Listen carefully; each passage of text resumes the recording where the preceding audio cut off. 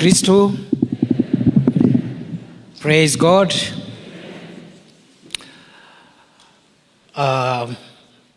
My brother Kiraitu Murungi, my senior, my friend, Priscilla, and your family.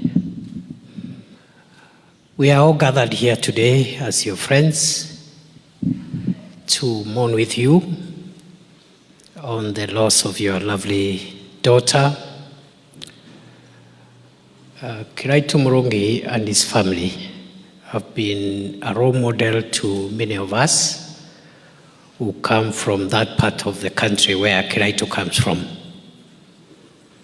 He is someone, those of us who are younger than him have always emulated, and we have looked at the journey of Kiraitu Murungi from Chuka High School to Alliance Boys High School to the University of Nairobi to becoming a very, very accomplished legal professional, to becoming a politician, in between to going to Harvard, which is the dream of many lawyers, and to becoming a very successful politician, consistently elected for 30 years uninterrupted.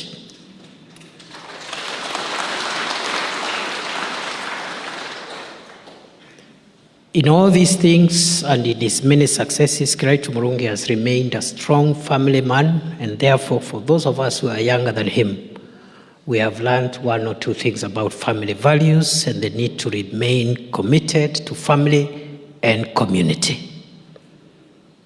And therefore today I'm here to join my big brother and my friend of many years, the Honorable Kiraitu Murungi, and to tell him we are together. I've been to his home, I've been to his office many, many, many times. And I've always told him, when he was in politics and after, that it is for him to call me to where he is. I cannot do the reverse, because that is how we were brought up in that part of the world. So I have come here, not by accident, but I've come here because the pain that my brother and his family is going through is the pain that all of us are going through.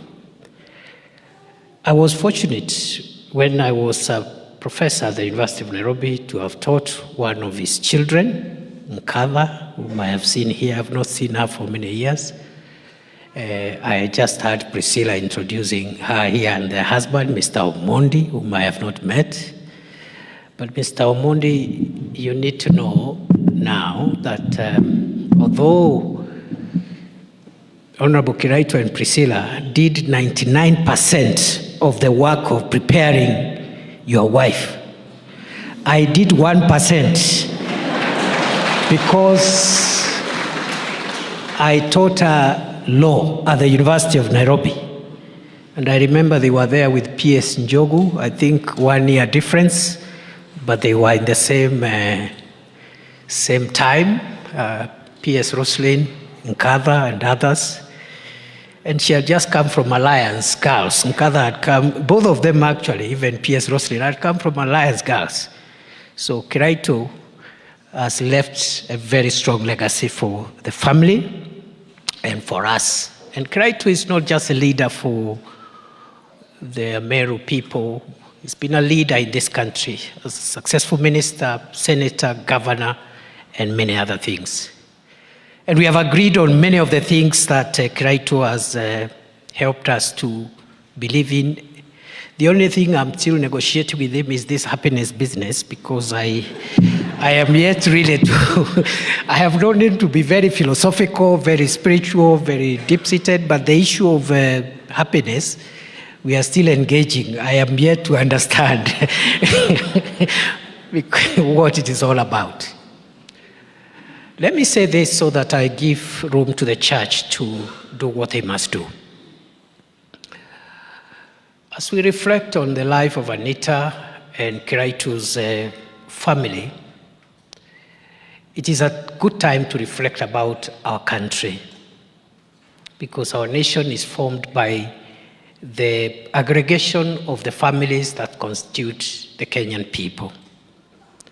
I want to respectfully request that as we transact our national issues, our national challenges, we must preserve and prioritize national peace and national stability. We take our stability and our peace for granted unless and until when it is taken away. Even for a moment, for a minute, you can see the strain that we put ourselves when our peace, our stability is threatened. We will not agree all the time on all the issues. We cannot agree. We'll disagree on politics, on many issues. But the one thing all of us in government, opposition, and independents, the one thing we must protect jealously is the peace, stability, and cohesion of our country.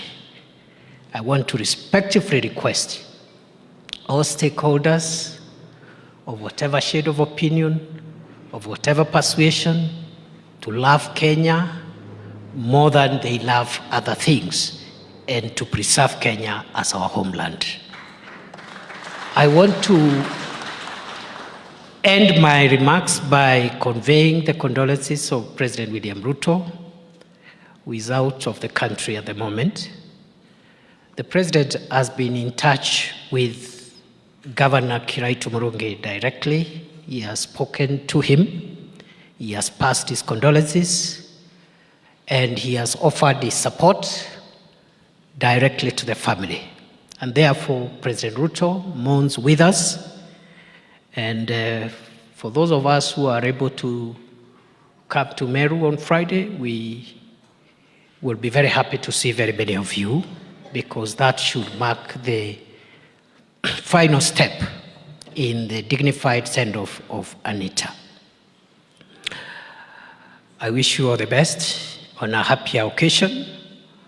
I would have said many other things, including the things that I say often, but today is not the day.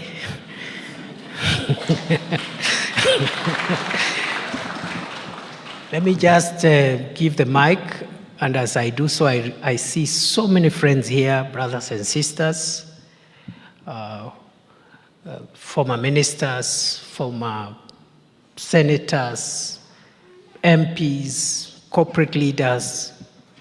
And sorry, because many of you, because you're leaders in your own right, you would have wanted to speak. But sometimes because of the constraints, please feel respected and appreciated. And thank you very much for coming to stand with us as the Meru community, because our leader, our most successful son, and the person we are all looking up to is Kiraitu Murungi. For you finding time